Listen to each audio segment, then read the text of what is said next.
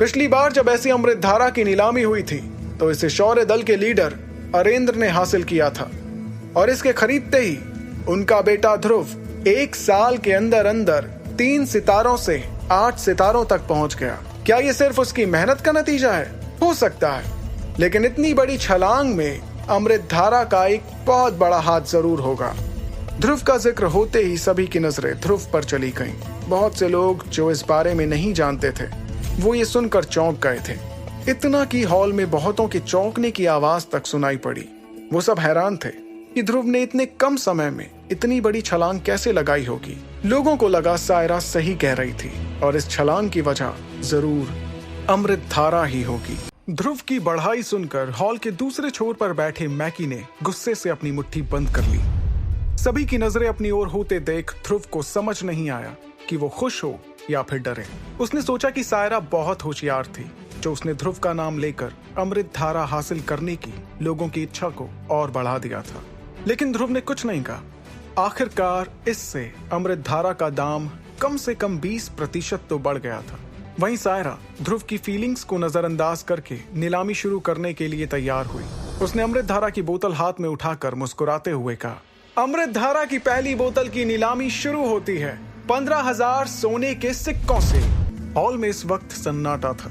शुरुआती बोली ने सबको झंझोड़ दिया था, लेकिन तभी पीछे से किसी आदमी ने कहा, 16,000 सोने के सिक्के। पहली बोली के बाद सायरा ने मुस्कुराते हुए हॉल में नजरें घुमाई और कहा, क्या कोई और इससे ऊपर जा सकता है, या फिर इस बेशकीमती अमृतधारा की सिर्फ इतनी ही कीमत है? उसके ये कहते ही जैसे बोलियों की होड़ लग गई।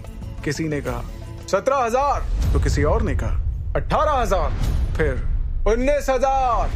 बोलियों के शुरू होने से तकरीबन आधे घंटे बाद आखिरकार अमृतधारा की पहली बोतल बिक गई। नीलामी की पहली बोतल हासिल कर खरीदार के चेहरे पर एक बड़ी सी मुस्कान थी, जिसे देखकर ध्रुव ने हैरानी में सोचा, अमृतधारा की एक बोतल बनाने की लागत 1,000 सोने के सिक्के थी, लेकिन सायरा ने कितनी चालाकी से उस आदमी से 47,000 सोने के सिक्के निकलवा लिए थे। लेकिन जैसे ही उसे याद आया कि इसमें एक बहुत बड़ा हिस्सा उसका भी था, तो वो अचानक बहुत खुश होने लगा। ध्रुव ने इसी खुशी में विदुर को याद किया, क्योंकि अगर विदुर ध्रुव को नहीं मिला होता तो शायद ध्रुव अमृतधारा के फायदे उठाकर इतना कामयाब नहीं होता। जिस चीज के लिए लोग इतनी बड़ी रकम चुकाने को तैयार थे, वो उसे हर दिन सिर्फ विदुर की वजह से ही मिल पा रही थी। वहीं मंच पर खड़ी सायरा पहली नीलामी से बहुत खुश थी। उसने एक राहत की सांस लेते हुए सोचा, मुझे उम्मीद है कि वो अनजान हकीम इस रकम से खुश होंगे। सायरा जानती थी कि उस हकीम को ज्यादा सिक्के दिलाकर वो बाद में उसकी मदद ले सकती थी, क्योंकि ये हकीम कोई आम हकीम नहीं था, बल्कि रैंक 4 या उससे भी ऊपर का हकीम था।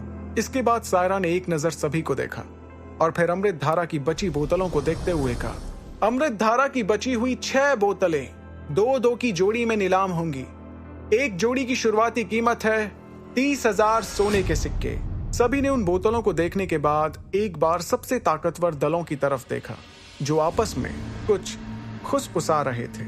इससे सभी को अंदाजा हो गया था कि तीनों दल अब बोलियों के मैदान में उतरने वाले थे। तभी आमिश दल के लीडर अबराल आमिश ने अपनी चुप्पी तोड़ते हुए कहा, 31,000 सोने के सिक्के। इन आमिश दल का मजाक उड़ाते हुए ममराज ने कहा, अरे अबराल, मुझे तो लगा था कि क्लास 2 की तकनीक खरीद कर तुम्हारा दल दिवालिया हो गया था।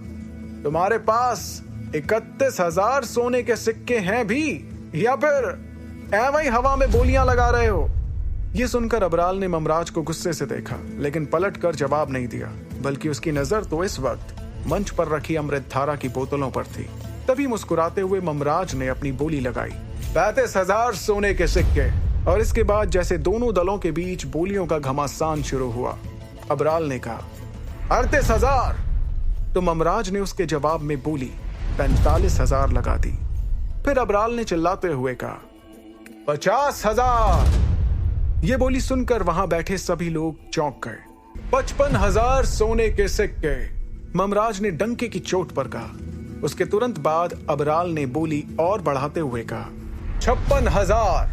इस बोलियों के घमासान युद्ध को देखते हुए हॉल में बैठे सभी लोग चुप थे। ऐसा नहीं था कि बाकी किसी के पास इतने पैसे नहीं थे। दरअसल बात ये थी कि कोई भी इन ताकतवर दलों के खिलाफ जाकर बोली नहीं लगाना चाह रहा था।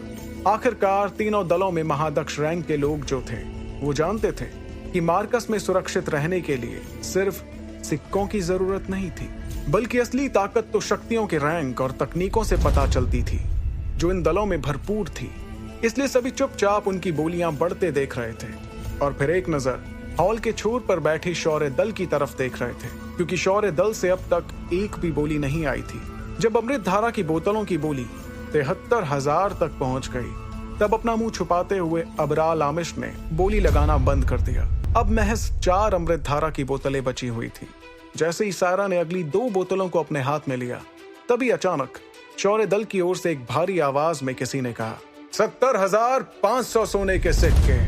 आगे की कहानी जानने के लिए देखिए अगला एपिसोड सिर्फ पॉकेट एफएम के यूट्यूब चैनल पर, और सुपर योद्धा के सारे एपिसोड्स को सुनने के लिए डिस्क्रिप्शन में दी लिंक से डाउनलोड करें पॉकेट एफएम ऐप।